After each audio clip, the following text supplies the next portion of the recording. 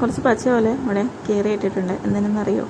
ഓലയിൽ നിന്ന് ചൂലുണ്ടാക്കാനായിട്ടാണ്. അതോടെ കിടക്കട്ടെ. നമുക്ക് ഉച്ചയ്ക്കുള്ള മീൻ ഫ്രൈ ചെയ്യുന്നത് എങ്ങനെയെന്ന് നോക്കാം. അപ്പോൾ അത് ഇത്രയും മീൻ കിട്ടിയിട്ടുണ്ട്. അതൊന്ന് കഴുകി നന്നായിട്ടൊന്ന് വൃത്തിയാക്കി എടുത്തിട്ടുണ്ട്.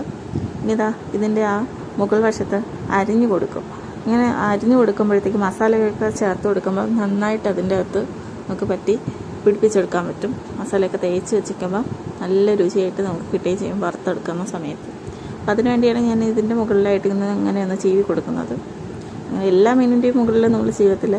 പോലെ ചാള അങ്ങനെയുള്ള മീനിൻ്റെയൊക്കെ മുകളിൽ ഇച്ചിരി ചീവി കൊടുത്ത് മസാല പുരട്ടി വയ്ക്കുന്നത് വളരെ നല്ലതായിരിക്കും. അപ്പോൾ മസാലയ്ക്കായി ഞാനിവിടെ മുളക് പൊടി എടുത്തിട്ടുണ്ട്. മുളക് പൊടി കൂടുതലൊന്നും വേണ്ട, ഒരു ടീസ്പൂണോളം ഇട്ട് കൊടുത്താൽ മതിയാക്കും. മസാല ഇതിൽ എടുത്തിരിക്കുന്ന മീനിൻ്റെ എണ്ണം അനുസരിച്ച് മസാല ഇട്ട് കൊടുത്ത് മതിയാക്കും. അപ്പോൾ അതിലേക്ക് വീണ്ടും കുറച്ച് മഞ്ഞൾപ്പൊടി ചേർത്ത് കൊടുക്കുകയാണ്. പിന്നെ അതിലേക്ക് ഞാൻ ഗരം മസാല പൊടിച്ചതാണ് ചേർത്തത്. വീട്ടിൽ തന്നെ പൊടിച്ചെടുത്ത മസാലപ്പൊടിയാണ് ചേർത്ത് കൊടുക്കുന്നത്. ആവശ്യത്തിന് ഉപ്പും കൂടെ ചേർത്ത് അതിലേക്ക് ഇച്ചിരി എണ്ണയും കൂടെ ഒഴിച്ച് കൊടുക്കാം. ഞാനിവിടെ എപ്പോഴും ഉപയോഗിക്കുന്നത് സൺഫ്ലവറാണ്. അപ്പോൾ അത് ഇതിലേക്ക് ഇച്ചിരി ഒഴിച്ച് കൊടുക്കുന്നുണ്ട്. പിന്നെ നന്നായിട്ട് കൈ വെച്ചത് മിക്സ് ചെയ്ത് ആ മസാലേനെ എടുക്കുക. എന്നിട്ട് നമുക്ക് അതിലേക്ക് ഇച്ചിരി വെള്ളം കൂടെ ചേർത്ത് ആ മസാലേനെ കുറച്ച് കൂടുതൽ ക്വാണ്ടിറ്റി കിട്ടാൻ വേണ്ടി പൊടി കൈ കൊണ്ട് തന്നെ നന്നായിട്ട് ആ മസാലേനെ ഇളക്കി ഒഴിച്ച് കൊടുക്കണം.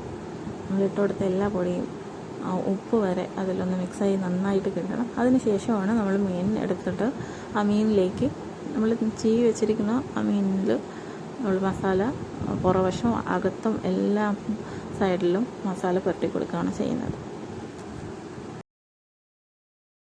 അപ്പോൾ മീൻ ഫ്രൈക്കായിട്ടുള്ള മസാല ഇവിടെ തയ്യാറായിട്ടുണ്ട്. അപ്പോൾ അതിലേക്ക് ഈ മീൻ കഷ്ണങ്ങൾ എടുത്ത് നമുക്കതിലേക്ക് ഇട്ട് മസാല ആ മീനിലേക്ക് തേച്ച് പിടിപ്പിച്ച് കൊടുക്കാം. എന്നിട്ട് ഒരു അരമണിക്കൂറോളം അത് റെസ്റ്റ് ചെയ്യാൻ വേണ്ടി വയ്ക്കുക.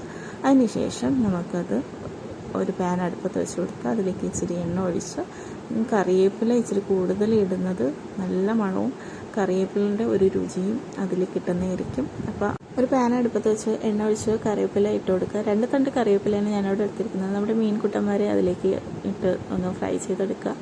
അപ്പോൾ ഒരു വശം മൊരിഞ്ഞ് വരുമ്പോൾ അടുത്ത വശം ഒന്ന് മൊരിച്ച് എടുക്കുക. അപ്പോൾ ഇത്രയേ ഉള്ളൂ ഇന്നത്തെ വീഡിയോ. എല്ലാവർക്കും വീഡിയോ ഇഷ്ടപ്പെട്ടെന്ന് വിചാരിക്കുന്നു. Thank you.